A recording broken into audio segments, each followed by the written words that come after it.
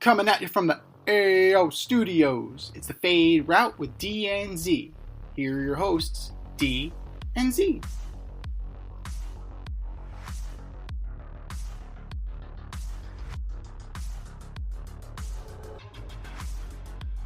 Powered by Riverside FM. Coming at you live from the AO Studio. Ayo. It's a special Saturday edition of the Fade Route with D and Z. I am D, and we've got a great show for you tonight, or today, this morning. Good morning. Good morning. The Giants quarterback room is set. The Johnnies get bounced in the second round, and Stephen A. Smith and LeBron are taking it to another level. But we begin today's show with baseball. Baseball, America's favorite sport before Rob Manfred destroyed it. It was opening day 2 days ago, and there's a lot to be excited about. So, Z, what did you like about opening day? What did you hate about opening day? And what are you excited about for the 2025 season? Well, the first things first, I'm excited that baseball is back, baby. And it actually means something. It's back here, and it's played at a reasonable hour, not at 6 o'clock in the fucking morning on the East Coast, where I gotta, remember that it's on. And, I have to set my DVR. No, I can just turn it on, and there it is. Right there. Now, some results were expected, right? You have the Phillies came back. They beat the Nats. Come from behind victory. You like to see it. The Red Sox asserted themselves with authority, beating the Rangers 5-2. They're getting out hot. The surprising results for the positive. We were concerned about the Orioles, right? You lost some players. You lost Burns. You lost Santander. They put a beat down on the friggin' Blue Jays. 12-2. Yeah. They beat them down. Beat them down. Bitches. Where's my money? Where's Bitches. my money? Adley Rushman, okay. Two bombs on opening day. So, yeah, okay, we're ready to roll. You know what? The Austin Wells experiment, it worked for one day. First time in Major League Baseball history, a catcher has led off opening day with a home run. How about that? That's surprising, because I figured Jason Kendall would have done it. Right? Jason Kendall led off for years. So you figured he would have done it. Those are the good surprises, right? The A's blowing a good start from Luis Severino, that's not a really good surprise. And then the Braves bullpen kind of having a little bit of a meltdown on opening day. Not what you want. Jeez. Yeah. The Mets being they were just kind of there. Clay. Well, we'll talk about Clay Holmes' performance because we're going to take it into the classroom. But it was just kind of there, man. It wasn't atrocious, but it also wasn't it wasn't great. Right? It was very much a C+ game. So, and then they went and flipped the tables on the Astros last night. So that's what it is. But here is where the shit gets most pathetic. This is a game that it's all right, we're already we're really starting off with this. Angels, White Sox, right? Oh yeah, inject that shit right into my fucking vein. Give me that. Give me that. Let's go. Not only did Vegas set the White Sox up for one of the record lows in terms of wins, they're not saying that they're going to break their own record from last year, but they're not looking kindly on the White Sox. But it's to the point where the White Sox forced the Angels to put a position player on the mound on opening day. Oh, jeez. Nicky Lopez had an inning against... He had a third of an inning. Because Kikuchi was fine. 3 runs, 5 hits, 6 innings. That passes for a quality start in 2025 Major League Baseball. But Wash ran that shit up the flagpole opening day. You're down by 7 to the White Sox. It's not like it's not like it's the Dodgers. It's the fucking White Sox. What are you saying about your team, Wash? Fuck, Nicky, please. It sounds like fucking Astor Little League. Who, me? Yeah, you. So get out there, take a couple to the mitt, and don't embarrass yourself. Well, I'll try, Skip. But all in all, like it's game 1 of 162, and a lot of expected results, lots of works in progress, but I'm just glad it's back, man. And you know, that's what I'm looking for. That's what I'm looking forward to.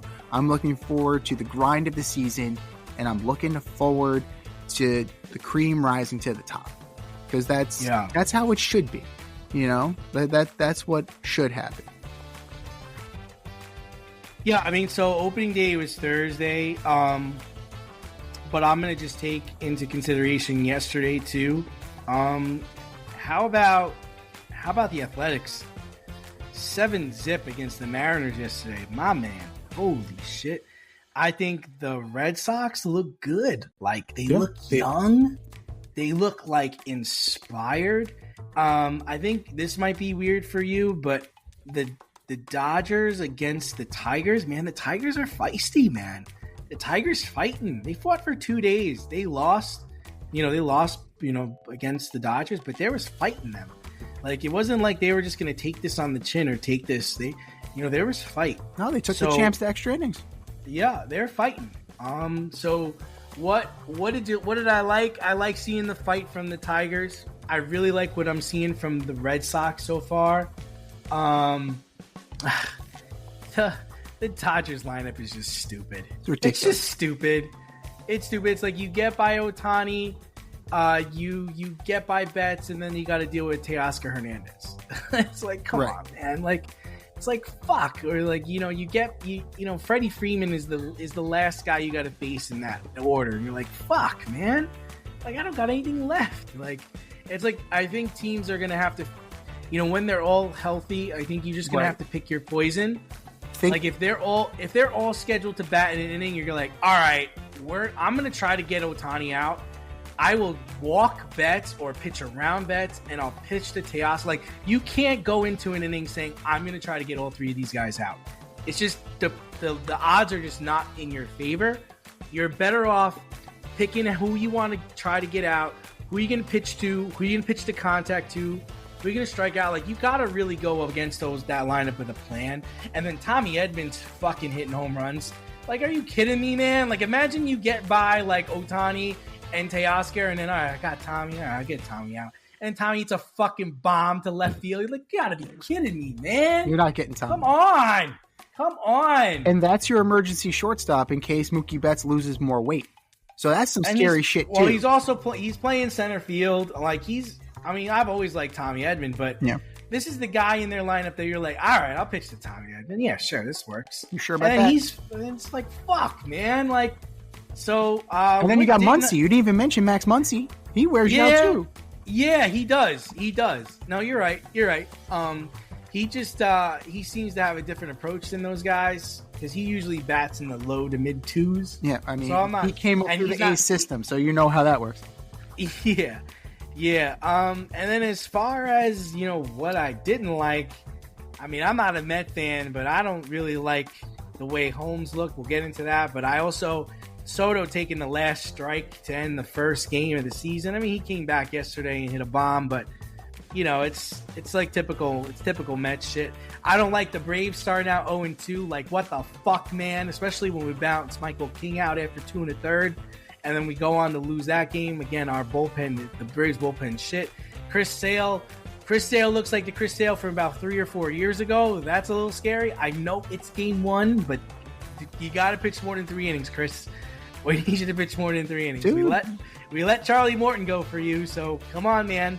Come on. So I mean, that's where I am. But yeah, definitely happy to have baseball back. Looking forward to the grind. It's a long season. Here's what I'm looking for. It's just nice. It's nice to sit and just watch a game. There's no stress here. It's just like, whatever. Like, we got 162 of these. That's it. Strap in, get yourself a nice cold beverage, get yourself that new hot dog helmet at Citi Fields, a dozen hot dogs in a helmet for $13. Like, shit, $1 a dog?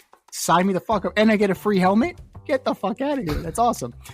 But here's what I'm looking forward to today. 105, Max Fried takes the bump for the Yankees. First time. And he's going up against Nestor Cortez.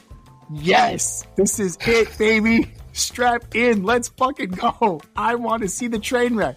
Let's go. It's going to be 21-20.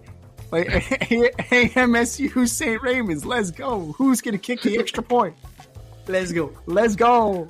But, we ordered up all of the divisions the last several weeks. So who do you have in the championship games for the National League and the American League? And who do you have winning the World Series? All right, so let's go through this, right? Like I posted up on our X account at FadeRouteDNZ. I did a little collage of our division winners. We do have a little bit of overlap there. We didn't talk about who our wild card teams are, so we need to flush out 3 additional wild card teams for each goddamn league. So thanks, Rob. All right, so now we got to think about that shit. But I mean, all you have to do is get hot, right? So in reality, like it is very possible that a wild card team could end up in the World Series. In the World Series. It's 100%. Where in the past you had the Marlins and you had teams that Gonna catch me a Marlin. Yeah. They're gonna bubble up, right? Like you figure like things will happen. But I mean, it's hard to say. You got to figure, like, I took the Rangers to win the American League West. I still think... Oh, okay. So I definitely think that any of the 3 below them, especially if the A's, like, have some semblance of fight, they can be some dark horse sleeper contenders to get into the playoffs. Not necessarily to get to the pennant or the World Series, but, would I be surprised if a team like the Mariners makes the playoffs, even though they just released Mitch Haniger? Sure, why not? What? They cut Mitch Haniger. So they cut his ass, man. He was one of the last cuts out of open. They red tagged his ass. He didn't even make it to Tacoma. So there you go. The Astros, maybe.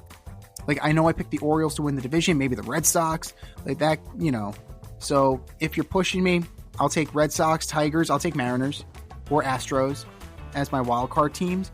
But still, the new playoff format, it favors the hot team coming in. So it could be a scenario where we end up with like a Red Sox Royals or a Red Sox Rangers or, a Tigers Rangers. It get like a weird combination that you don't necessarily, it's like, it doesn't sound sexy, right? It doesn't sound sexy, but that's going to be some damn good baseball.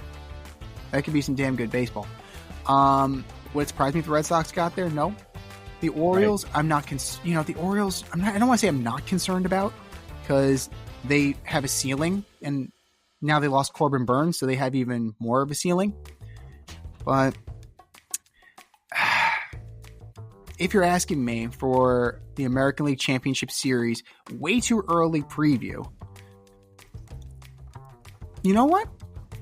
I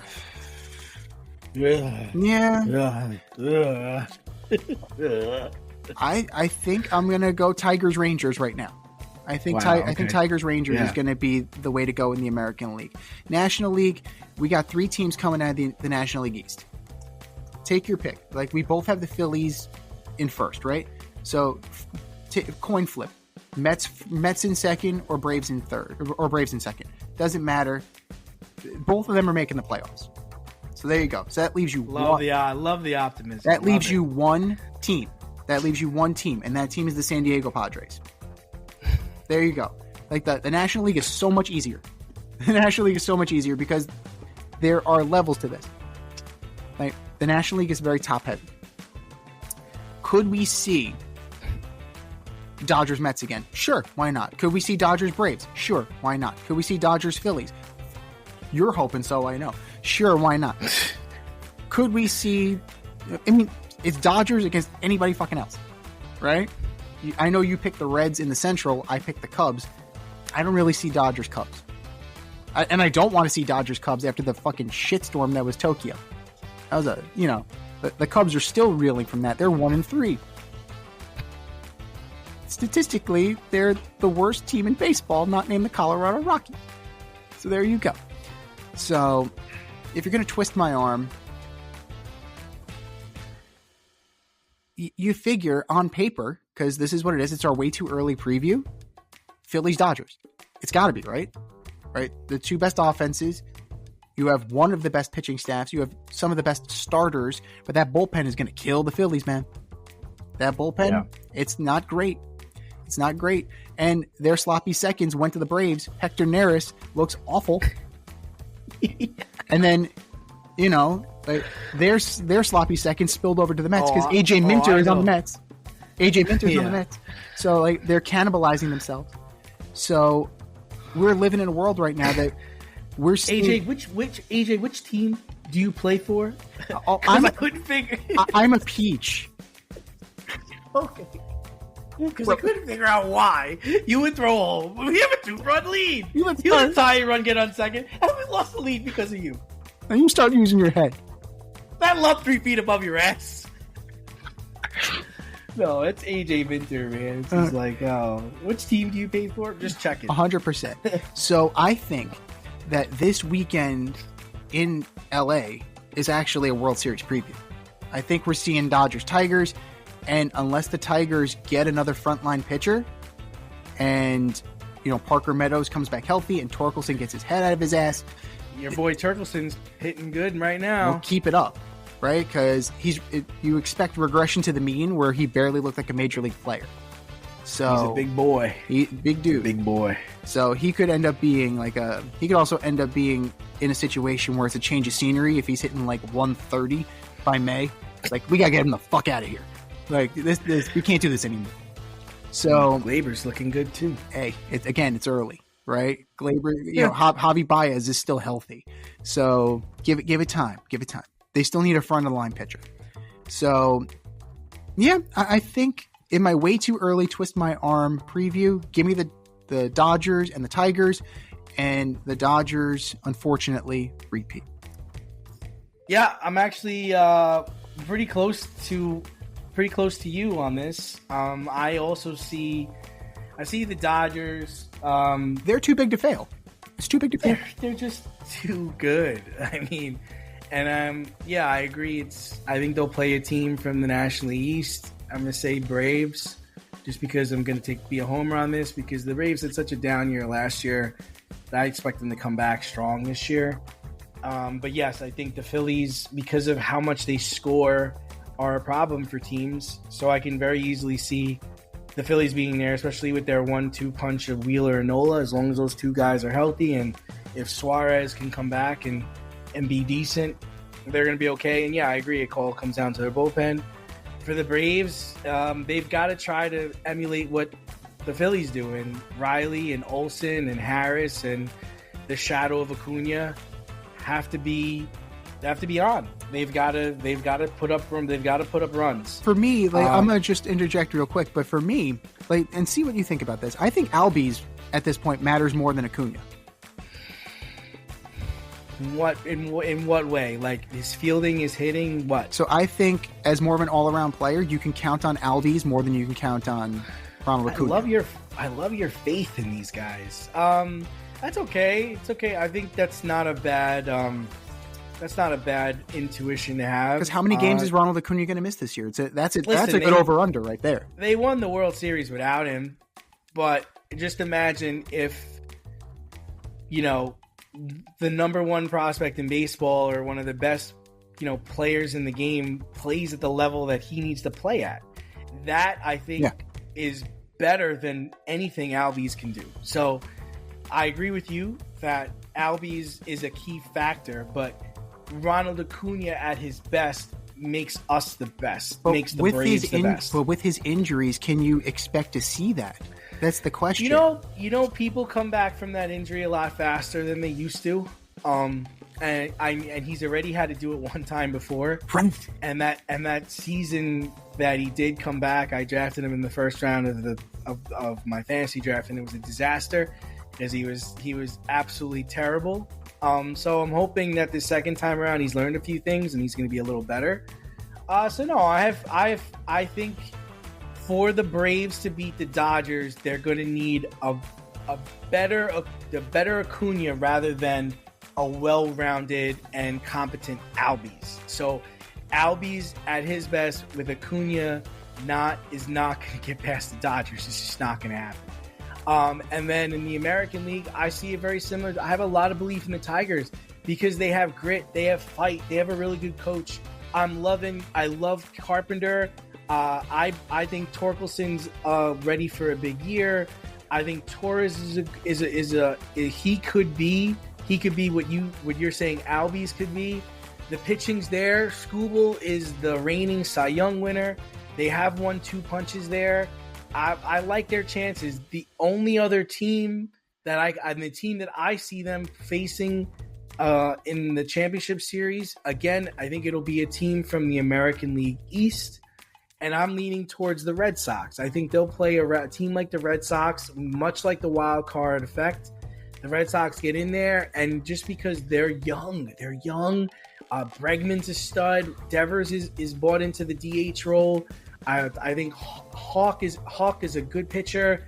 Like I do think they have the talent to compete for 162 games and go beyond once the World Series happens. And they will get Liam Hendricks back because he's on the disabled list. I saw that. I drafted him too. Oh Jesus! But would I be surprised if an Orioles or even a Yankee team was to come alive and come in there?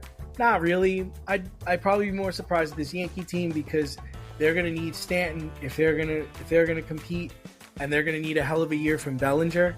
I don't think Aaron Judge could do this all by himself. No. But again, like we talked about, it's all about getting hot late. Yeah. It's the late August, September that really matters. So, if Stanton doesn't come back until August, that's not bad. If the Orioles are able to make a trade at the deadline to add pitching, that could be the difference. And then the Red Sox, if they could maybe add another hitter, I don't know how JD Martinez doesn't have a job. I don't really understand that. I'm glad you mentioned JD Martinez because he's the guy, right? I know the Yankees were kicking the tires on him earlier, but you can't count on Giancarlo Stanton this year.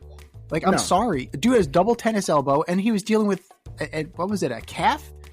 It's a calf now. Yeah. So, no, dude. No. How the fuck did you hurt your calf when you're supposed to be rehabbing your fucking elbows? Right. So I get he's made of. God damn it. I get it. The man is made of marble. He is an amazing physical specimen. The body issue was made for him, but the dude can't stay healthy. Like, yes, when Giancarlo Stanton is healthy, that is who you get, right? The guy who physically said, "Aaron, get on my fucking back. Let's go."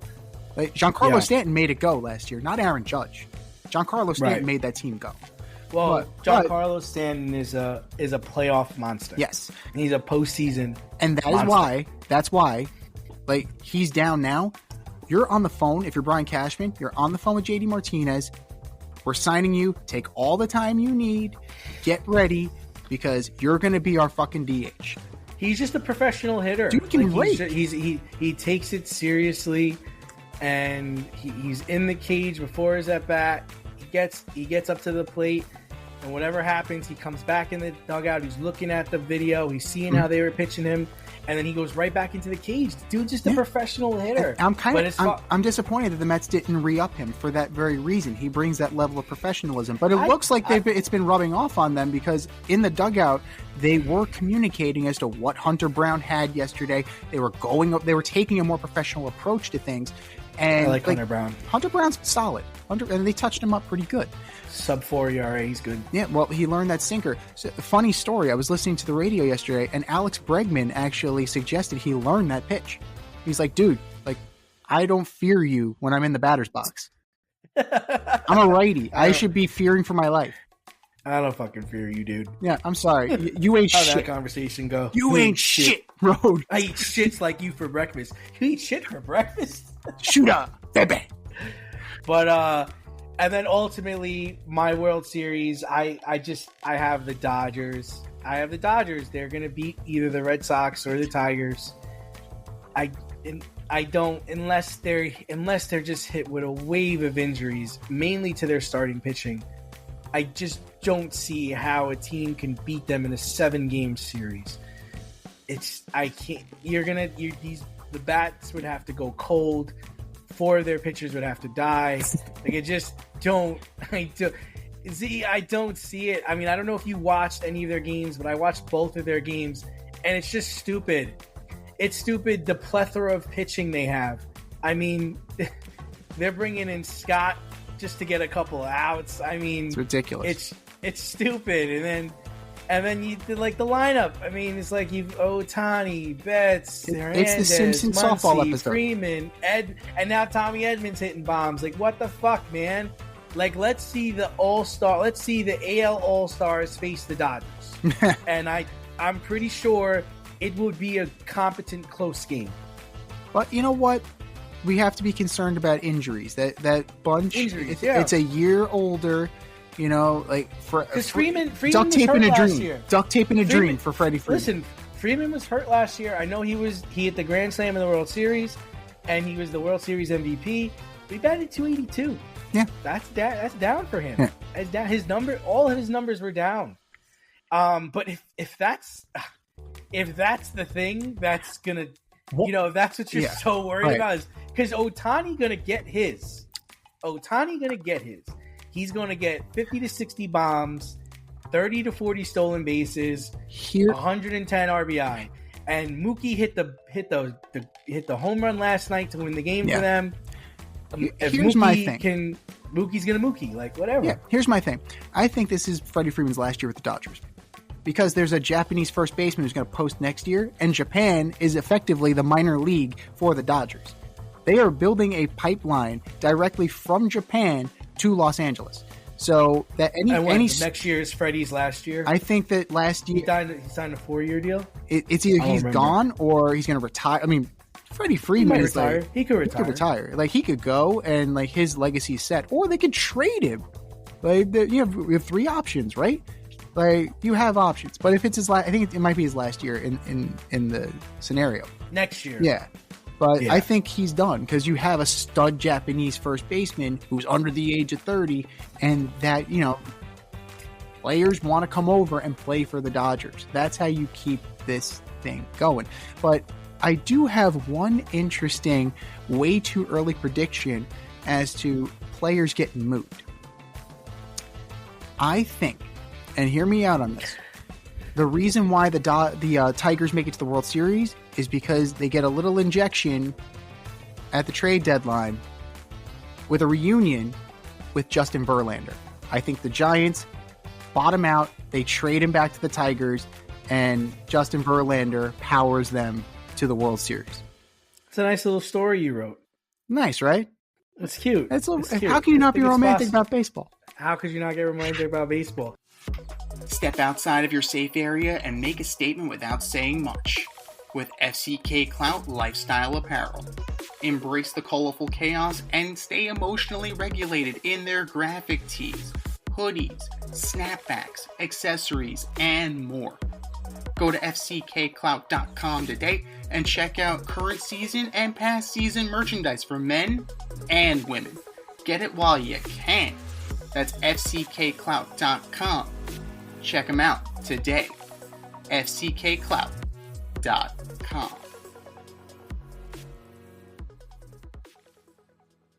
But also, how could you not get romantic about the Giants quarterback room? Speaking of Giants. So in football, the Giants quarterback room is set. Russell Wilson is going to the Giants on a 1-year, $20 million deal. Jameis Winston will be backing him up, and Tommy DeVito will play most of the season. He's there. Well, Jameis also is on record saying he's coming in thinking he's the starter. Love it. So having said all that, do the Giants still draft a quarterback? All right, so let's go over this real quick, right? So you bring in Russ on a 1-year deal, $21 million. You bring in Jameis on a 2-year deal. So $21 million with incentives for Russ. If you take away the incentives and just look at base salary, Wilson plus Winston right, equals essentially Daniel Jones' salary from last year. So Daniel Jones is making 14, they're making 14 and a half combined. So I'll take that's fine. That ends up being a wash. I'm fine. I'm actually happy that there are two semi-competent quarterbacks in that room.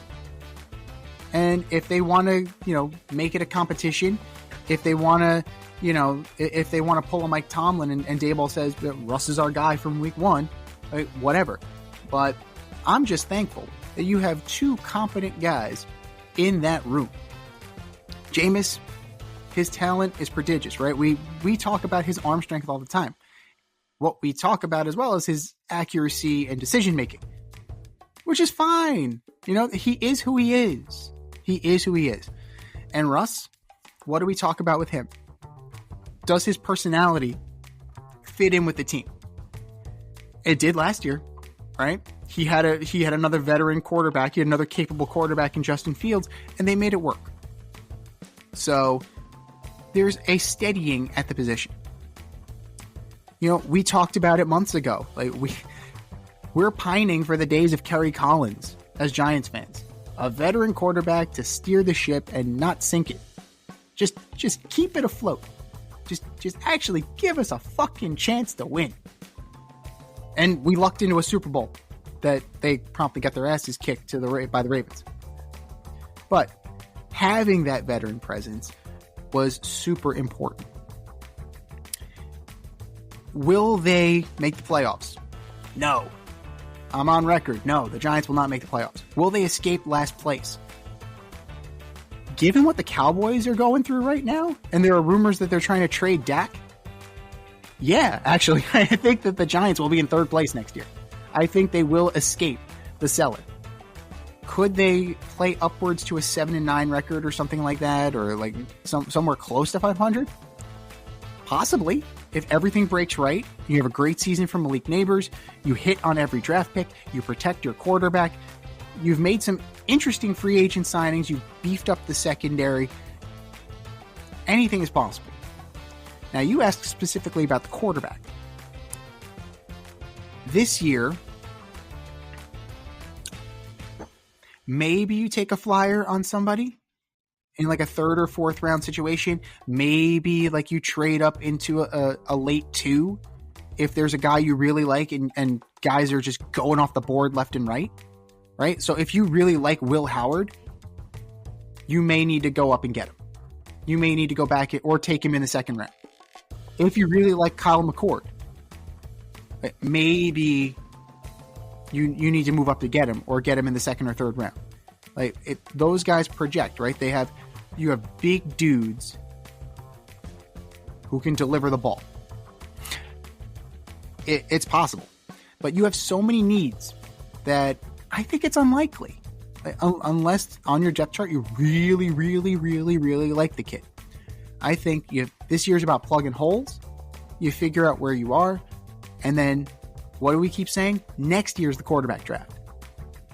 So this one's kind of a reset year, build the rest of your team, and then if you really need a quarterback, then go from there.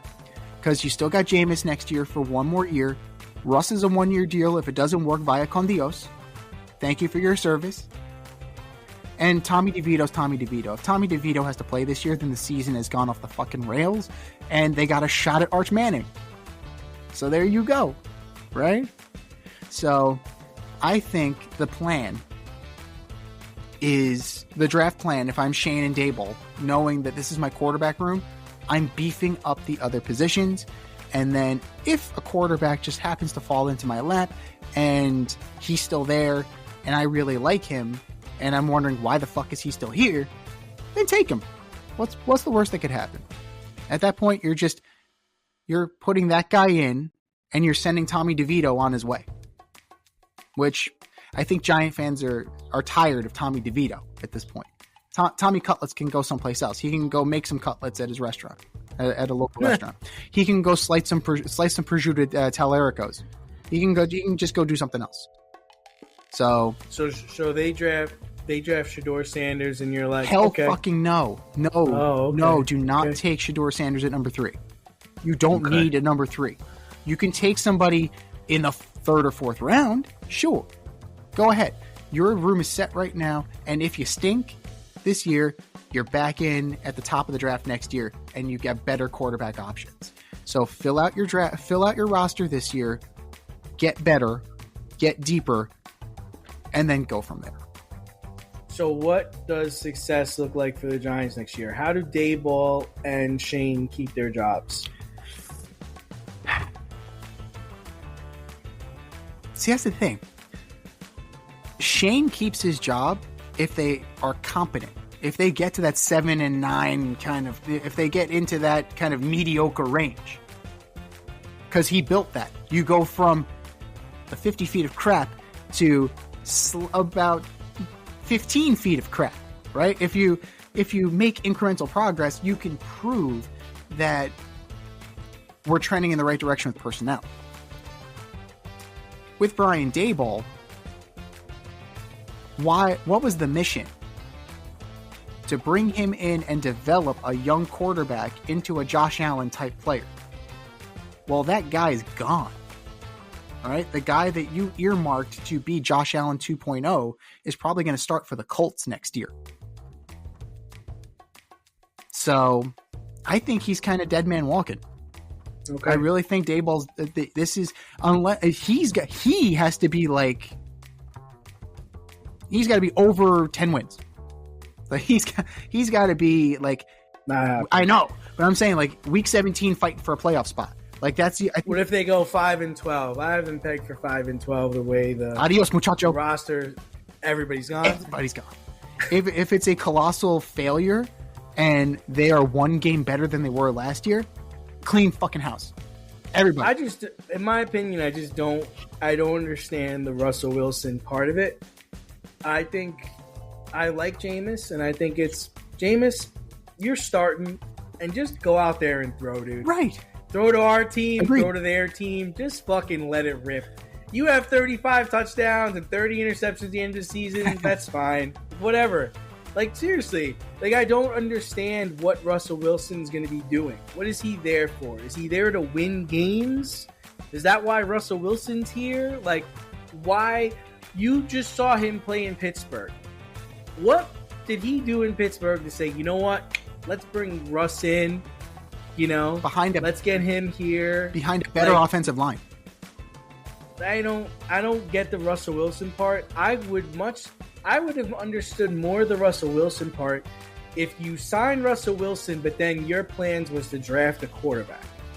Then it's the Kurt Warner, Eli Manning situation. Understand it.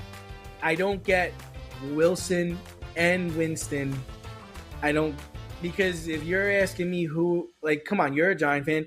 Who should they start, Wilson or Winston? Winston. Yeah, 100%. Like, I don't need Russell Wilson. Even with the Steelers, I didn't understand Russ playing. I thought Justin Fields should have been playing. But the Steelers were doing well, and it clearly was working. So that's fine. But the Steeler team is in a much different situation than this Giant team. Maybe we got to get Danny on here, but I think I let Winston go out there and just let it rip, bro. And he's a more Josh Allen type, right? He's got the big arm. He's a bigger dude. Go out there and just throw it. Malik Neighbors have over 2,000 yards, 13 touchdowns. Like, fucking go nuts this year, guys. And then we're 5-12. We're 4-13. We get a top 10 pick, and we get our quarterback of the future. And we keep Jameis, right? You keep Jameis for the next season because Jameis is going to play again. And then the new kid will figure it out. We'll figure it out. Yeah. But in that situation, then I wouldn't get rid of Shane.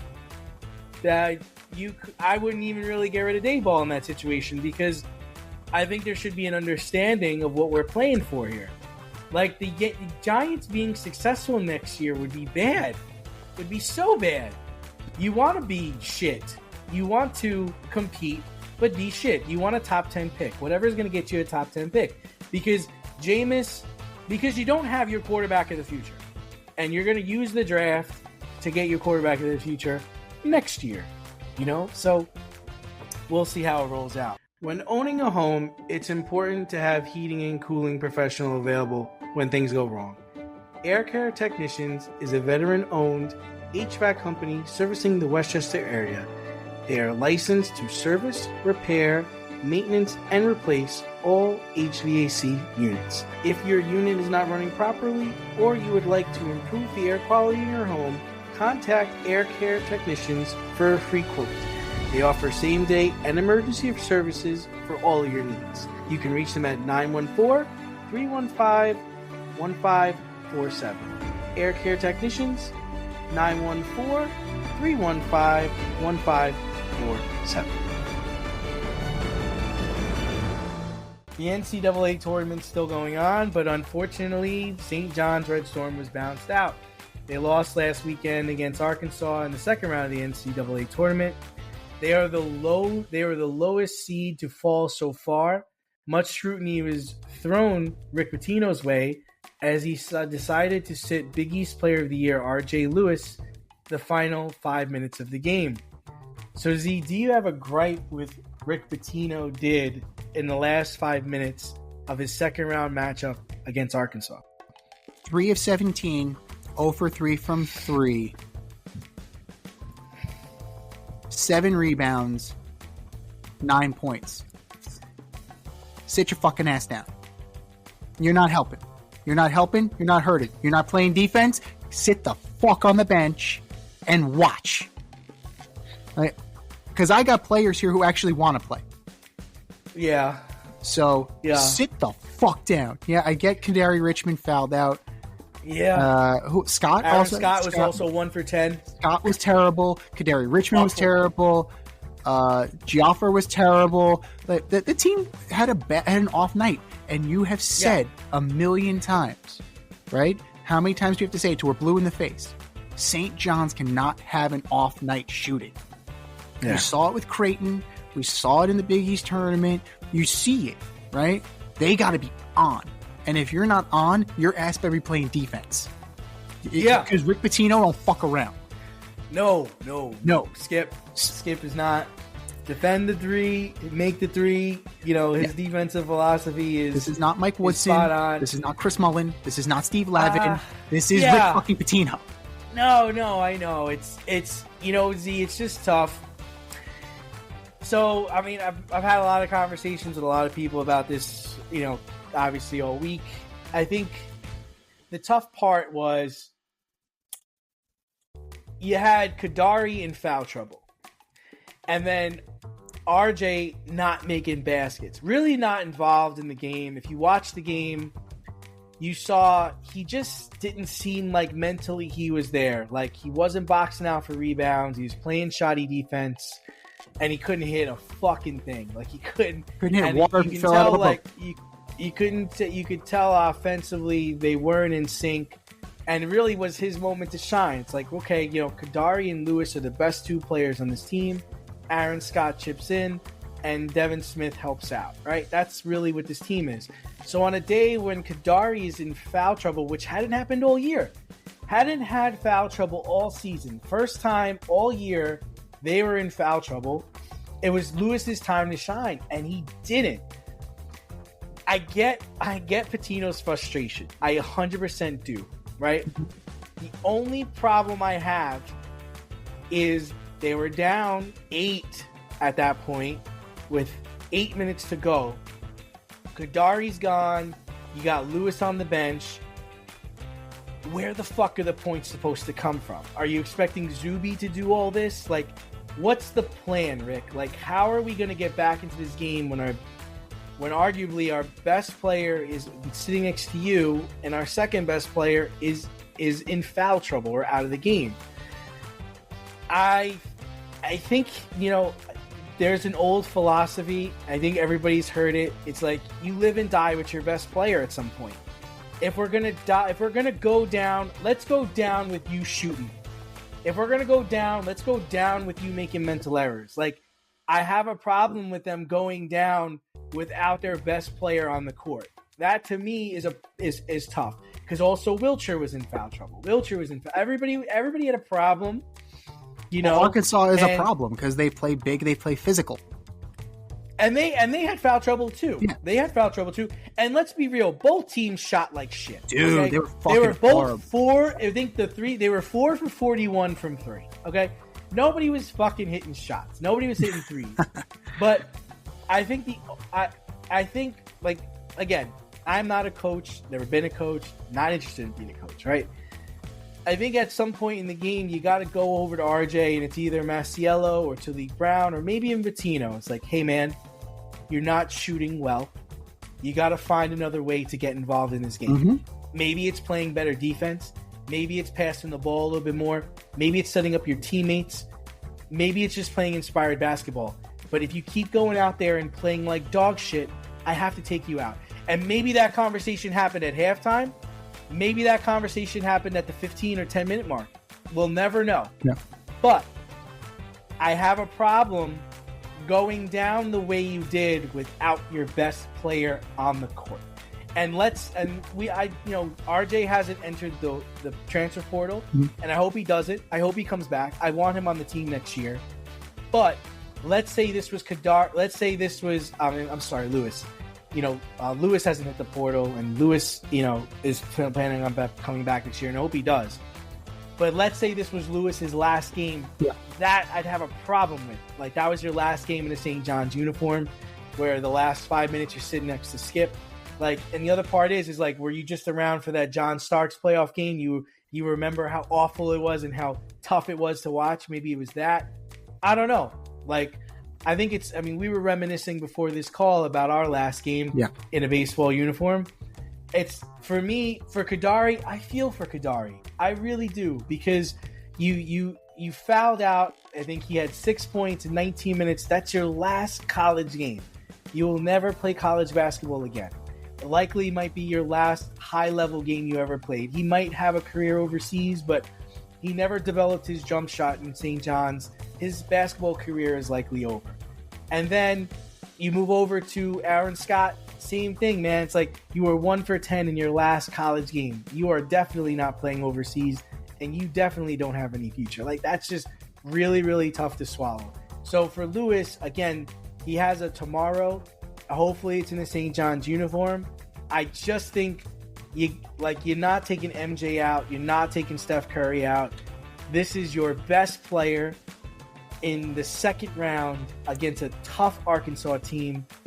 We can't have you on the bench for the last 5 minutes. I'm glad you mentioned MJ and Curry. They have something that this kid seemingly doesn't have, and that's an indomitable will. We're going to talk about LeBron James, right? You think that JJ is going to take LeBron? Fuck you, JJ. I'm going back out there. And if you think that you're going to take me out, you're going to have to drag me off the fucking court, right? MJ. It's like, fuck you, Phil. I'm going out there. And if you think you're sitting me, you're going to have to drag me off the fucking court. This kid let Rick Pitino do it, right? He could have been, fuck you, Skip. I want the ball. We want guys like that. I don't know if you could do that. I don't know if you could do that in college, though. I don't know if that flies in college. But that's the attitude you want, right? Not me. Fuck you. Not me. Like, not today. Like, you don't want the kid who sits there and hangs their head. You don't want the kid who mentally checks out. You're engaged, right?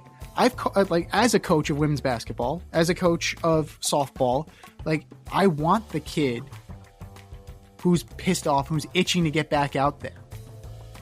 If you don't see that from the kid, if you don't see the fire in their eyes, then that's the move. If he's not there, you're only going to hurt yourself more.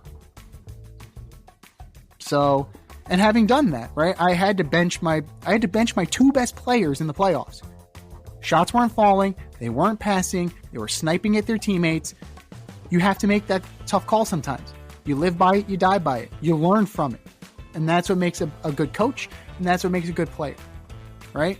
It's easy to say, oh, he benched his best player. But if his best player is playing like the worst player, what do you want him to do?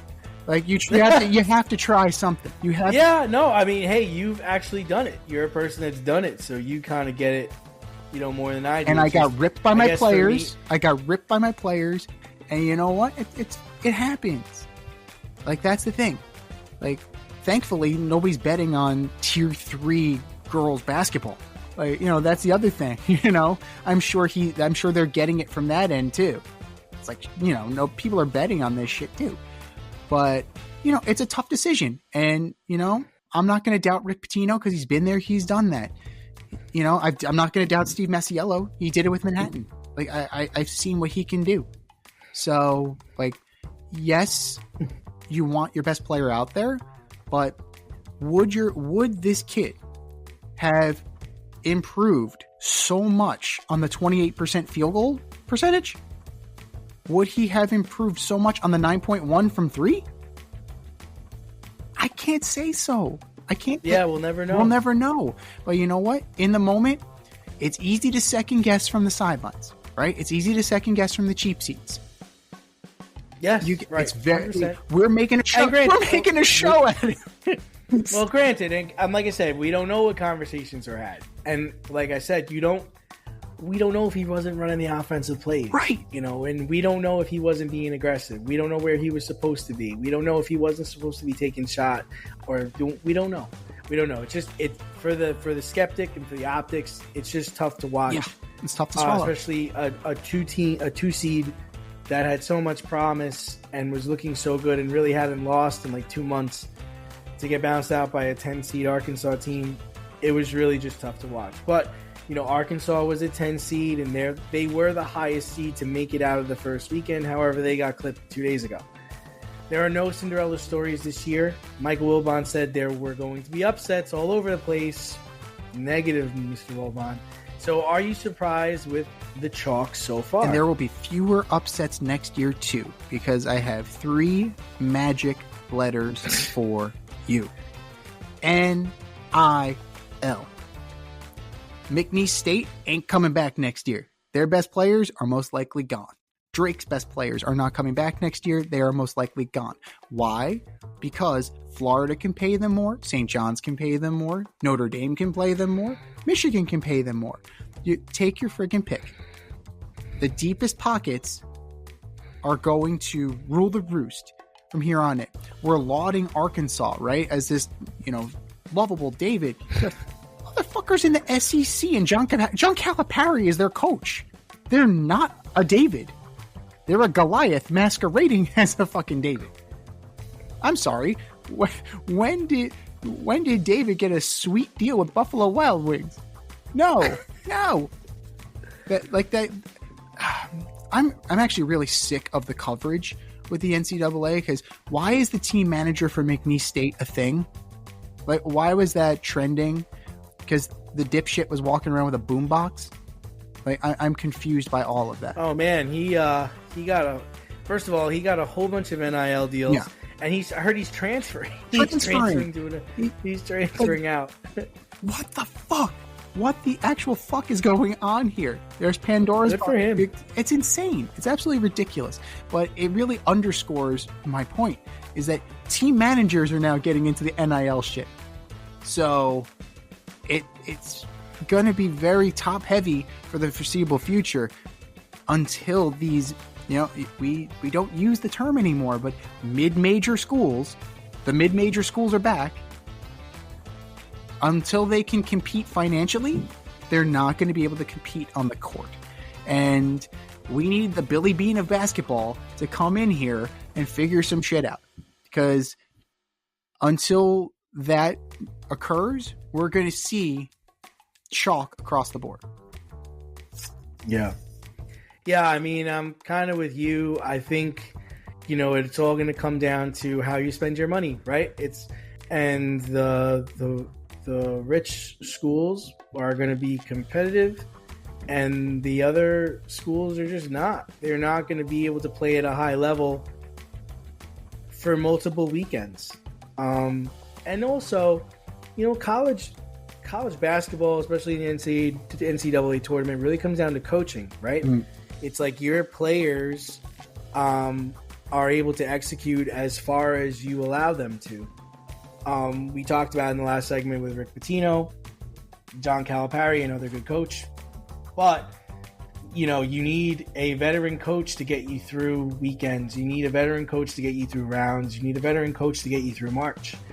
And then when you have a veteran coach linked up with players he picked or some of the best players in the country, that's going to be results, right?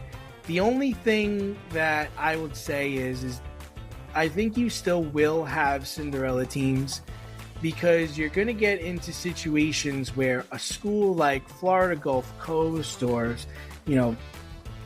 Cleveland, Ohio, where they build a program where their players have continuity. And what I mean by that is that they get guys that come in as a freshman and get through all the way to senior year. So you're developing a core team. And this is something Marquette has been doing. I don't know if you know this, but Marquette has not utilized the transfer portal at all when it comes to basketball. All of the players on their team are players that came there, signed there, and are there.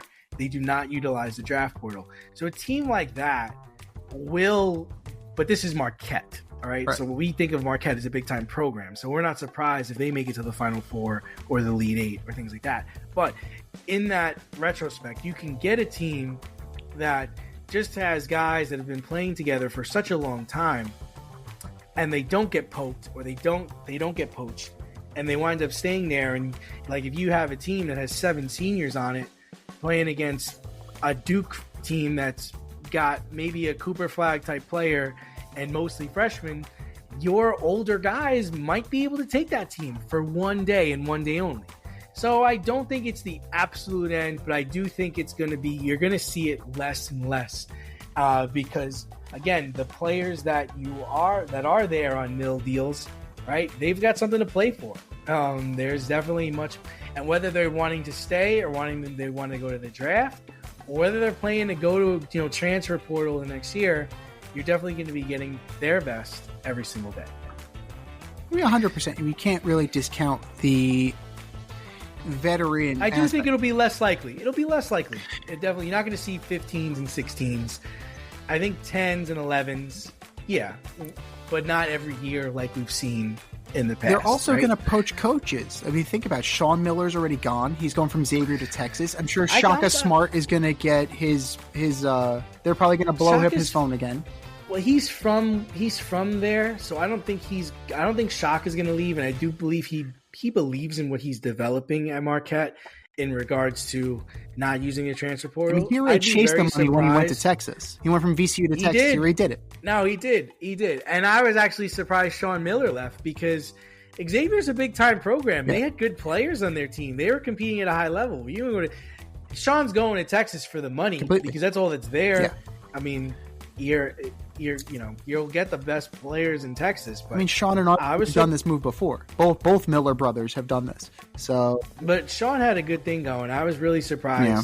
Really surprised he left. But hey, that's what he's got to do. It's what he's got to do. Follow the money. For all you grill masters, green thumbers, DIY aficionados, and home repair heroes in the Richmond, Virginia area, if you're looking for personal service quality products and a convenient shopping experience, then look no farther than Thacker Ace Hardware in Colonial Heights. Owner Don Rackley and his team of local experts have everything you need to tackle every project around the house. I'm talking Benjamin Moore paint, Milwaukee and Craftsman power tools, plumbing, electric, hardware, the works. For you green thumbers, their nursery department is top notch, and I wouldn't be me if I didn't mention the grills. They have Weber, Blackstone, Big Green Egg, Traeger. I want one of everything. Give them a call today at 804-766-4223 and see how they can assist you. Or swing by 27 Dunlop Village in Colonial Heights. That's Thacker Ace Hardware, 804-766-4223, or swing by 27 Dunlop Village in Colonial Heights. Thacker Ace is the place with the helpful hardware folks. Just wrapping up our segments, the Stephen A. and LeBron James drama goes on. It goes on, and it's gaining steam. I thought this was over. We talked about it last week, and that was the second week. It's hitting his third week now. Stephen A. went on SportsCenter yesterday and called LeBron James a liar. unprofessional, and a backstabber. Holy shit. On national television. LeBron James said on the Pat McAfee show that he had no problem with Stephen A. Smith and his comments and as relating to basketball. And Stephen A. Smith said, that's a lie. You're a liar. Just like that. No joke. He said it just like that. LeBron James is a liar. He then went on to rant about LeBron James being petty and butthurt over Stephen A.'s comments. I mean, Z, this is just getting embarrassing at this point for ESPN, Stephen A., LeBron James, and the Lakers, isn't it? I'm waiting for the next one, right? Who's going to come out and say it's either Stephen A. or LeBron? One of them's going to call him a bitch. So you're saying I'm a bitch. So you're saying I'm a bitch. So this is what we need. Anthony Rendon. This is what we need. I'm making a public plea to Dave Portnoy. I need you to get rough and rowdy going. Stephen A. versus LeBron with Anthony Rendon as special referee. I just think beat the shit. I mean, if somebody called you a liar on national television and you saw that person in public, would you not just punch them in the face? I'm gonna fight you. You next time I see you, that's the bell. Ding, ding, motherfucker. Like you can't call a grown man a liar. That's like open hand slapping a grown man. He already called him a bad father. But you can't call him a liar and a backstabber and unprofessional. No. Like this is ESPN's highest paid anchor, right? Or highest paid commentator, whatever you want to call analyst, highest paid analyst. They have fired divisions for this guy. Calling arguably the best player over the last 20 years in the NBA a liar on television. Is this like Vince Russo shit? Like, is this the WWE? Like, what's going to happen the next time they see each other? Bronny's going to turn on LeBron and hit him with a steel chair, and he's going to side with Stephen A. and call him his real daddy. Choke slam! He kicked out! Stone Cold! Like, I just, when I was watching, like, Stephen A.'s segment, I couldn't believe what I was hearing, and I felt embarrassed more for LeBron James because why are we here? Like, why are we here? Why is Stephen A. Smith, an analyst, talking about you in this way? It should have never gotten to this point. Yeah. Like, one of Stephen A. is saying that LeBron is unprofessional. I think one of you has to be the more professional person and just walk away from this. This is not worth the time, the embarrassment, and the shenanigans that are taking place. Yeah. Like, if you just fight him and get it over with, you know? Fight him. And you're like, this is actually where we've gotten to right now. You went and called this man a liar. You called him a bad father. You called him unprofessional. And now it's to the point where we're going to fight. Let's do it. We're just going to fight. All right. And after this fight's over, one of us just has to shut the fuck up about it. So my question to you is this. Could this, let's make some money, right? Let's talk about making some money. I jokingly was talking about Dave Portnoy and Rough and Rowdy, but I don't even think they need that because they have ESPN behind them. LeBron versus Stephen A. could main event a pay-per-view, right? They don't even need the Paul brothers. But could you imagine if they got together with ESPN and the Paul brothers and had Paul versus Paul as the undercard for Stephen A. versus LeBron? Because this is where it's got to go, man. It's like, I don't think it's going to be much of a fight, though. I mean, Stephen A. is under 200 and he's 6'2", I heard. And then LeBron James is 6'7", 260, 250. That doesn't mean he can fight, though. Just because he's big doesn't mean he can fight. I mean, is this like a hardcore match? I mean, I don't know. Like, and Stephen A. called him the liar, so obviously there's more anger on LeBron's side, I would think, at this point. I don't see what Stephen A. could just be irritated by that. I think the way everything's played out, and you put yourself in both people's shoes, I think Stephen A. has a right to be irritated by how LeBron came up to him courtside. Yeah. And then how he went on TV and lied about something. But I would assume that LeBron has to be really angry, right? Because he's the one that approached Stephen A. courtside. And Stephen A. accuses him of orchestrating this too, by the way. Yeah. And then now Stephen A. has gone on national television and called me a liar and a bad father. So now I've had it up to here with Stephen A., right? Yeah. Like, that's just me. Like, me, my anger level is through the roof. You are attacking me professionally, personally, and now I'm going to fuck you up. And that's it. And you can sue me, and, you know, we'll take it from there. But the next time I see you, that's the bell. Ding, ding. Now, as a businessman, right? As two businessmen, because they are brands. These guys are brands. These two guys would be best suited, and I don't even know who would mediate. I couldn't even tell you who would get in there and squash this, right? Because it's all very public right now. If they wanted to, right, they could meet in secret. Fucking Magic Johnson. Like, let's just throw a name out there. Okay, like Magic Johnson mediates this thing. They squash the beef. Now let's work some people and make some money. Oh, yeah. Let's work the boys and let's make some money. Maybe that's what's going on. And maybe that's what's happening, right? Maybe that's really what's happening. The everything's things wrestling, that bro. Saying about LeBron was just saying, like, you know, he says one thing but does another. He's a big orchestrator, and he was saying how, I know how you work and I know everything about you, and it's just like, whoa, this is getting very weird. Whoa, like, whoa, man, whoa. Bruh. Maybe you're right. I mean, LeBron this could have easily been done behind closed doors. 100%. And it was LeBron who brought this front and center courtside during a timeout at a fucking Laker game. Yeah. Like, you could have easily said, Rich, you told your agent, Rich, can you do me a favor? Can you tell Stephen A. I need to talk to him and bring him into the locker room, or bring him to one of the backstage areas after the game? Just want to chat with him real quick. And this could have been done, right? Yeah.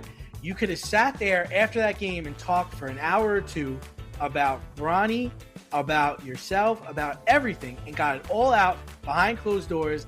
And the next day, Stephen A. would have went on TV and kind of cleared the air in what he was saying and what he meant.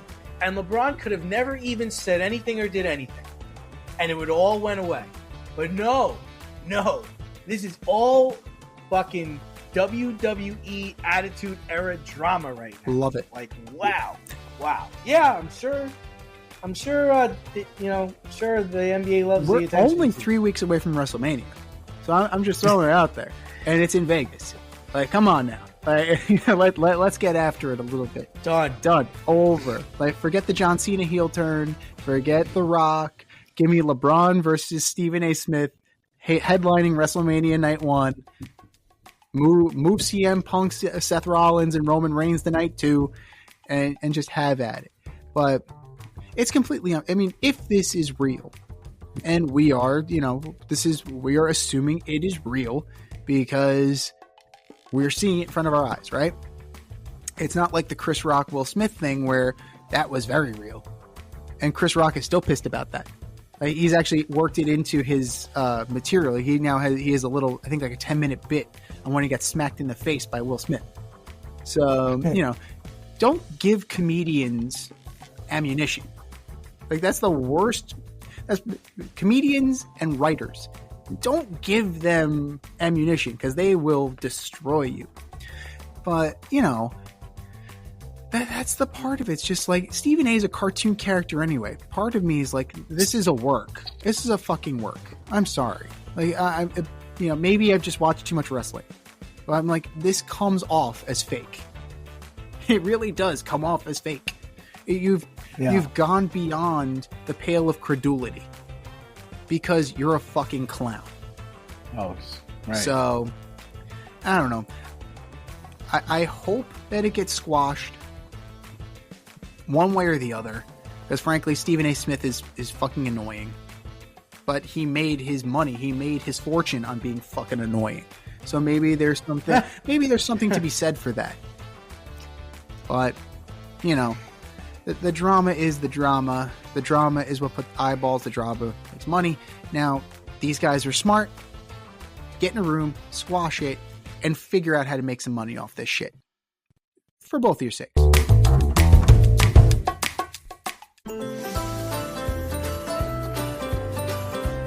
Avoid messy accidents. Get better stopping power with your brake pads. Callahan brake pads. You never know when you'll be driving in the road and there will be a truck tire that you need to avoid and save your family. Callahan Auto. We really care about what's under your hood.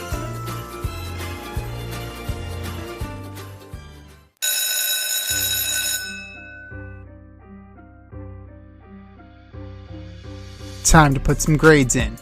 Welcome to the classroom.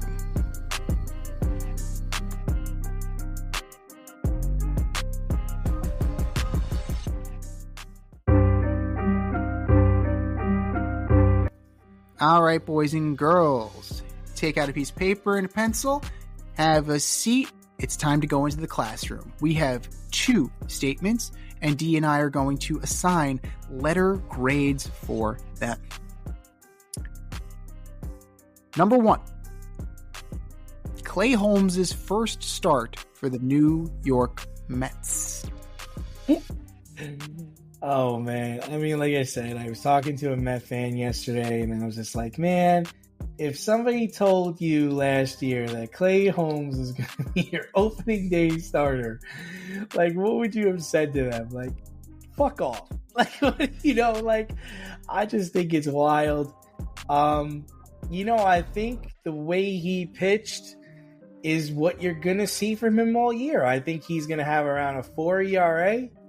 He's going to be able to go for 4 or 5 innings. He'll probably average around a strikeout an inning. And that's what he's going to be. He's no better than a 3rd or 4th starter. The Yankees used him as a reliever and a closer. He went to the Mets because they told him that they would let him start. But ultimately, I can't see him being better than that. So on a grading perspective, I'm giving him a C. But if you're thinking about what Clay Holmes is and what he's going to be all season, that's an A because that's who he is. But I'm going to say, for my standards, he's a C. What he presented yesterday was an average major league starter. What for opening day, he was average. For a guy that has not started in 7 years, he was perfectly cromulent, right? It was 3 runs, 5 hits, only 2 earned runs, walked 4. That's a problem. You cannot... Oh, the walks. The walks are a killer. Yeah. Struck out 4, right? That's fine. He gave a perfectly fine performance. Average. Average is a C. We agree. It's a C. I'm teetering towards C- just because of the walks. That being said, he's a 3. You're right. He's absolutely a 3, maybe a 4. That was the plan. But injuries have kind of taken that 3 or 4 and bumped him up to a 1, right? Senga's not ready yet. He's going to start this weekend. Manaya's out. Montas is out. Griffin Canning is starting today for the Mets. That's all you need to know. That's where the Mets rotation is right now. The number 6 or 7 guy is now in the number 3 spot. That's where they are right now. But better early than late. All in all, it's fine. But he was absolutely fine. He will get better. You figure, right? If he's perfectly solid for his first start in 7 years, you hope he gets better. Cardiac Clay cannot show up. If Cardiac Clay shows up, then the Mets are in for a world of fucking hurt. But having seen him in spring training, having seen him for opening day, the rest of the starting staff should be ashamed of themselves. That this dude hasn't started in 7 years and he can deliver a perfectly adequate performance. Starting pitchers around Major League Baseball should be embarrassed that this guy who hasn't started in 7 years can do just as well as they do, and they train to be starters, right? They've pitched for their career as a starter. This guy's like, maybe I'll pick it up and see what happens. If not, I can always slot in behind Edwin Diaz. It's all good. Boom. 4 2/3, 3 runs, 5 hits. If he didn't walk all those guys, he probably would have gotten through 5 innings, which is that would be a quality start. So I'll take a C and hope for the best, because so far so good. So far so good. Number 2, the Patriots signing Stephon Diggs. Yeah, this guy's coming off of an ACL tear. I mean, I hate to say this about the guy. The guy doesn't win. He didn't win in Minnesota. He didn't win in Buffalo. He'll get better once he leaves. He didn't win in Houston. So what are we really looking for out of Stephon Diggs? I guess they needed somebody on that receiving core, but he's a complainer. So again, based on what's out there, I give him a C. I mean, I think his best days are behind him. He's not going to be leading the league in yards, receptions, or touchdowns. He's really just a guy. He's just a name at this point. And I don't know. I don't even know how well he's going to get along with Vrabel, because Vrabel's a no-nonsense guy. So, I give it a C. Well, Patriots signing Stephon Diggs. Who are we grading this for? Are we grading this from the Stephon Diggs perspective, or are we grading this from the Patriots perspective? So let's look at it from 2 different ways, right? From the Patriots perspective, you can't expect much from him, right? Because he's coming back from that injury. You have Kendrick Bourne, you have Keyshawn Boot, you brought in Mac Hollins. Like, those are presumably your top 3.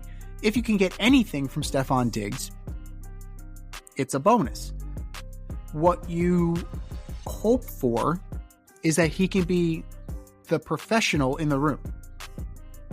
Now, what we know about Stephon Diggs is that professionalism isn't always, on point. He's a diva. He's a complainer. He's a wide receiver. It's what he is. He's the diva wide receiver. Can he suck it up and be professional? If he's not, he ain't going to be there long. You're right. You're redefining the Patriot way. The Patriot way was you either fall in or you get out. And Mike Vrabel is an extension of that, as Gerard Mayo was supposed to be. I don't know. Gerard Mayo played for years under Bill Belichick, and it didn't seem that was the case. Mike Vrabel is that guy. Mike Vrabel said he would castrate himself if that means he got the Lombardi trophy. This is the kind of guy you're dealing with. This is Mike Vrabel. So you better match that intensity, or you will not be around very long. Pop Douglas will take your job. Actually, Pop Douglas probably will take your job, because that kid's pretty decent. So from a Patriots perspective, you give it a C. Hope for the best, expect the worst. From a Stephon Diggs perspective, it's a D. I don't know what the fuck I'm doing here. I'm trying to, what am I trying to do here? I'm trying to be a number 1 receiver here? He's just getting a job, because I don't think anybody else is going to hire him. You're telling me that his brother couldn't pull some strings with Jerry Jones? What's he going to do in Dallas? What's he going to do there, man? You know what? He can't play for them. Take some pressure off CeeDee Lamb. That's about it. That's what he is, right, at this point in time. He's a safety valve. But yikes. So, that's all he could be. But the fact that he couldn't get a job in Dallas, very interesting. But yeah, from the Stephon Diggs perspective, it's it feels like he's just hanging on. And this dude, it wasn't the case. He was a difference maker, or he was perceived to be a difference maker.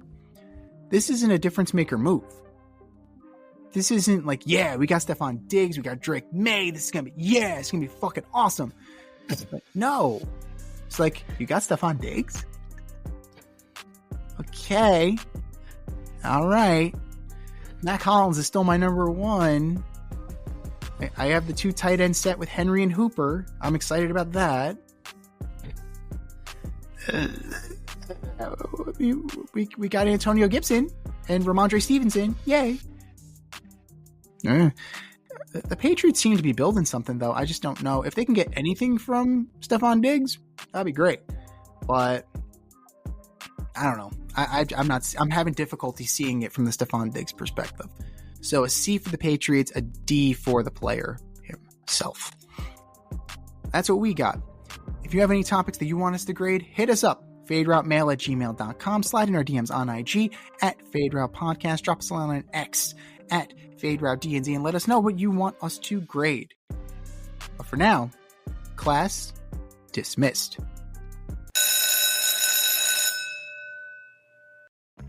Your favorite podcast has its own merch line now. Go to the Fade Store with DNZ.com today and check out our releases in apparel, accessories, drinkware, and more.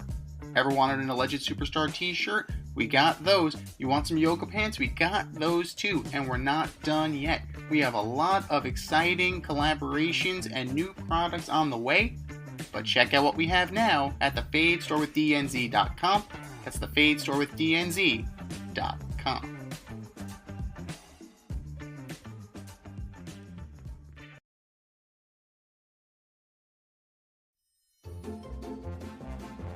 Who's the best of the worst this week in sports? The Fade Store presents the Alleged Superstar of the Week Award.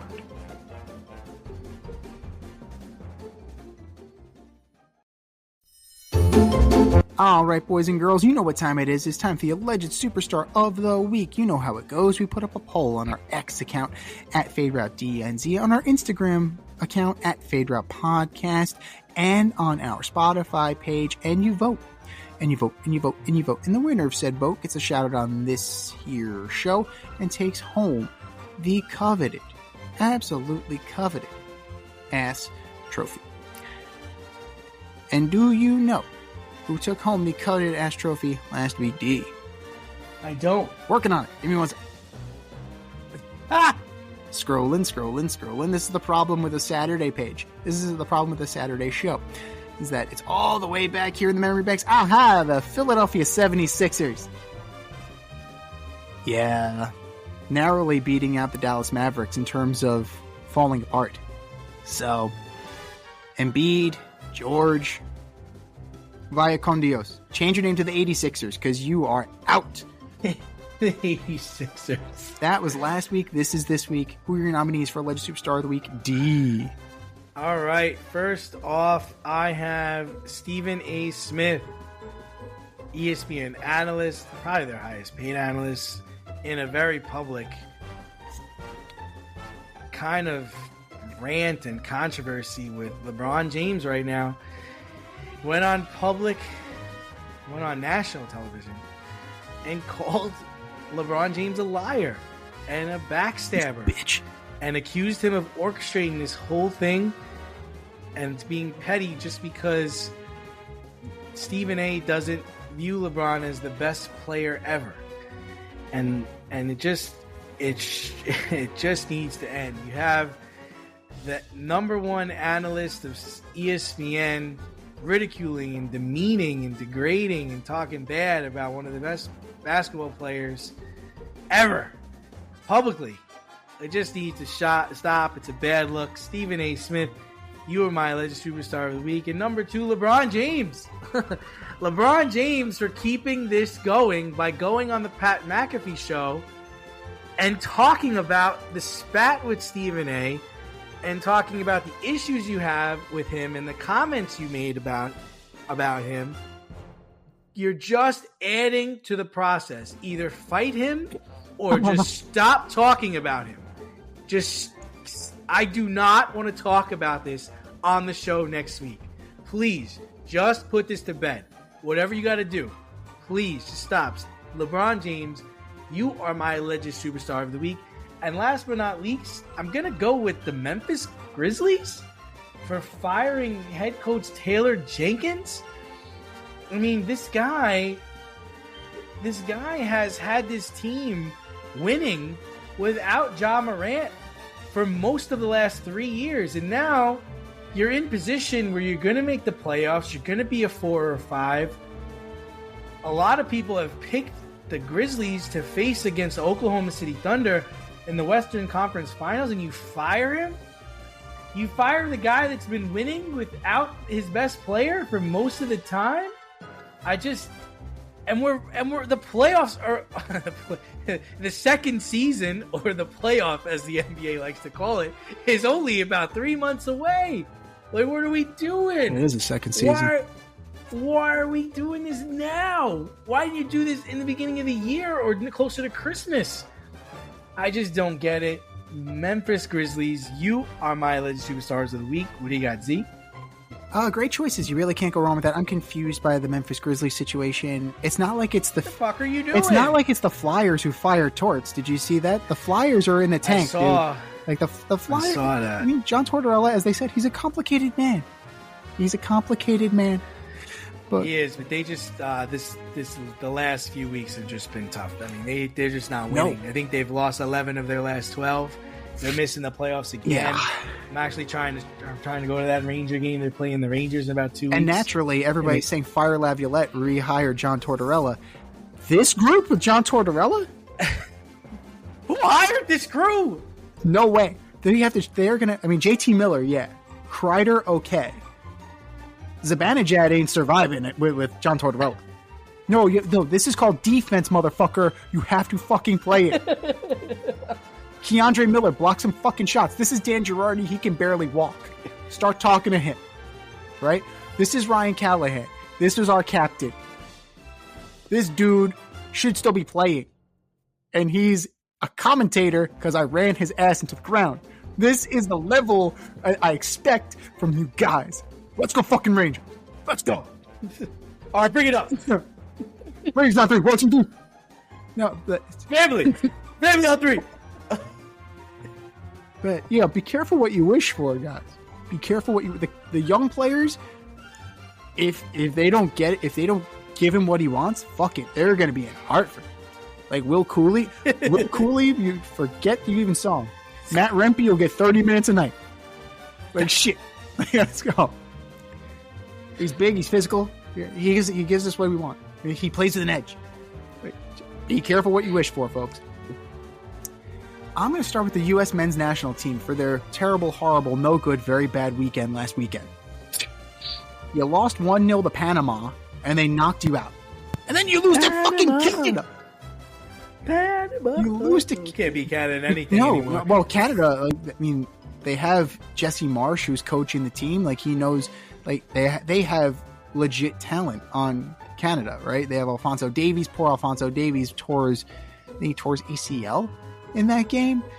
So Bayern Munich is suing the nation of Canada, potentially. So that's very interesting, because we're playing in a meaningless game. You played my best player in the meaningless game, and now he's hurt. Thanks. So good job there, Canada.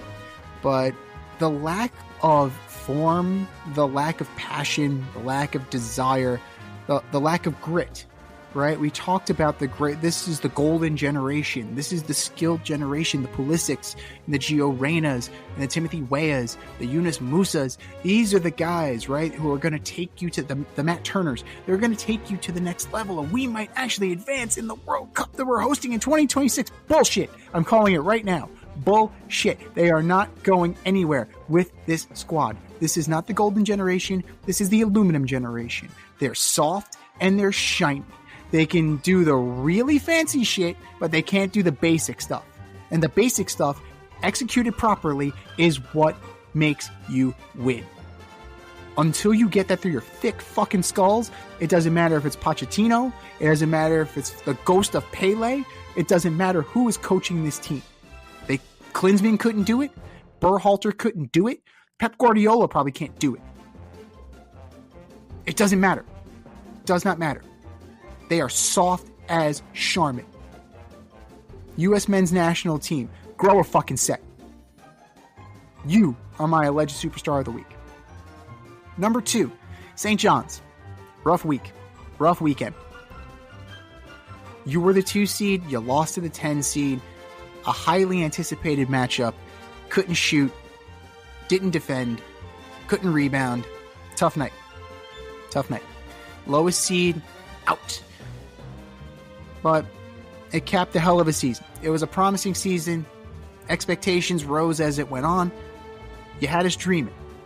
You had us all dreaming. but was not to be. Let's see what happens. Let's see how Coach gets in the lab and figures shit out. St. John's, you are my alleged superstar of the week. And number 3, the Los Angeles Angels. Opening day, right? Everybody's 0-0. You have a chance to start anew. It's a fresh start for everybody. Well, you lost 8-1 to the worst fucking team in Major League history, who set a record for most losses, and you had to use a position player on opening day to get out of the game. Usually Nicky Lopez doesn't pitch until August. I'm surprised he was ready to go. But kudos to you, I guess, for saving your bullpen. Los Angeles Angels, you are my alleged superstar of the week. I think we said our piece. Go to our X account at FadeRouteDNZ. Go to our Instagram poll at FadeRoutePodcast. Go to our Spotify page and vote. And vote, and vote, and vote. And for our nominees. You're better than that. Just do better. Just do better. This has been the Fade Route with DNZ. Thanks for tuning in tonight. Catch our podcast on Wednesday nights on Spotify, iTunes, iHeartRadio, or wherever you listen to your podcasts. So until next time, stay fade, everyone. Time for us to run the go route. We'll talk to you next week.